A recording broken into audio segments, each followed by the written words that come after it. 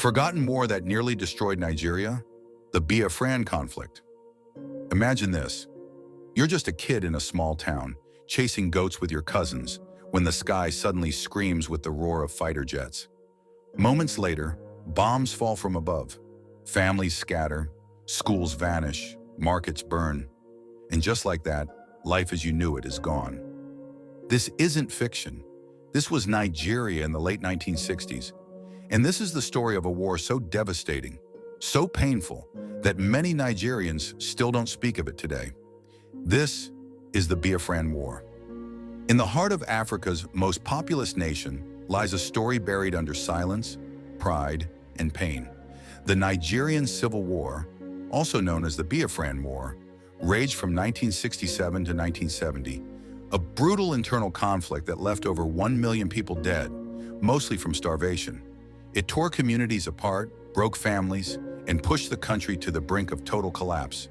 It's not just a war, it's a warning. And yet few young Nigerians today really know what happened, or how close Nigeria came to not existing at all. Let's go back and unravel the war that nearly destroyed Nigeria. The seeds of the Biafran War weren't planted overnight.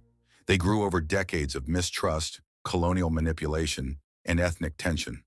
When the British colonized Nigeria, they didn't care about ethnic lines or tribal balance. They lumped over 250 ethnic groups into one country, ruled them from afar, and left without fixing the mess they made.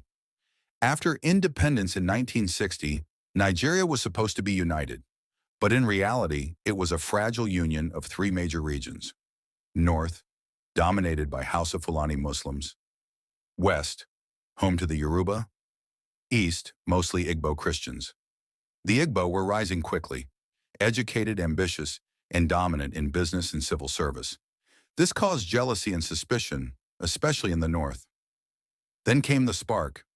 In January 1966, a group of mostly Igbo army officers launched a military coup, assassinating key northern and western leaders, but sparing the easterners. To many in the north, it looked like an Igbo power grab. The tension exploded 6 months later when a counter-coup was carried out by northern officers, killing the then head of state, General Aguiyi Ironsi, an Igbo man. What followed next was horrifying. In the months after the coup, something unthinkable happened. Mass killings of Igbo people broke out across northern Nigeria. Men were butchered in the streets. Women were raped. Children were burned alive. Over 30,000 Igbos were murdered, and more than 1 million fled back to the east. People were packed into train carriages like cattle, families crushed together, carrying whatever they could. Survivors still tell stories of arriving in the east covered in blood, holding nothing but the hands of their children. The eastern region, led by Lieutenant Colonel Odumegwu Ojukwu, had had enough. The federal government, now under General Yakubu Gowon, was calling for peace, but trust was broken, deeply. On May 30th, 1967, Ojukwu made a bold declaration. I, Lieutenant Colonel Chukwuemeka Odumegwu Ojukwu, now proclaim the sovereign state of Biafra.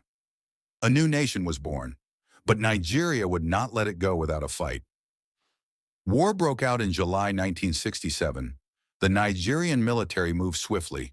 They captured key towns and ports, but the Biafrans, underdog, outnumbered and outgunned, fought back fiercely. At first, Biafra shocked everyone by going on the offensive, even pushing into the Midwest region. For a moment, it looked like they might actually win, but that moment didn't last. The federal side had more soldiers, weapons, and international support. Britain, the Soviet Union, and Egypt supported Nigeria. Meanwhile, Biafra relied on a few countries like France, some African nations, and donations from the diaspora. But the real horror wasn't just on the battlefield. It was in the villages, in the refugee camps, in the bellies of starving children. As Nigeria's forces blocked supplies from entering Biafra, famine broke out. Photos of children with swollen bellies and stick-thin arms shocked the world. Aid groups like the Red Cross tried to help, but even they were bombed. Over 1 million Biafran civilians, mostly women and children, died of starvation. It was genocide in slow motion. Despite all this, the Biafrans refused to surrender. Their morale was unshakable. Every man became a soldier, every woman became a nurse or a cook, Every child became a symbol of survival. But by late 1969, it was clear Biafra couldn't hold on. On January 15, 1970, after nearly 3 years of bloodshed, hunger, and tears, Biafra surrendered. Ojukwu fled into exile. The war was over. General Gowon declared, "No victor, no vanquished." He offered amnesty to Biafran soldiers and promised to rebuild the nation. But the scars were deep. Families had lost everything. The East was devastated. A generation of Nigerians grew up with war stories instead of lullabies. And yet, despite all the pain, Nigeria survived. Today, over 50 years later, the Biafran War still echoes in Nigerian politics, identity, and memory. Some believe it was a mistake. Others say it was necessary. But one thing is clear: the cost was too high. If you found this story powerful, share it with someone who doesn't know this part of Nigerian history. Let's never forget the price of division and the power of unity. Don't forget to like and subscribe for more real stories from Nigeria's past right here on Timeless Feed.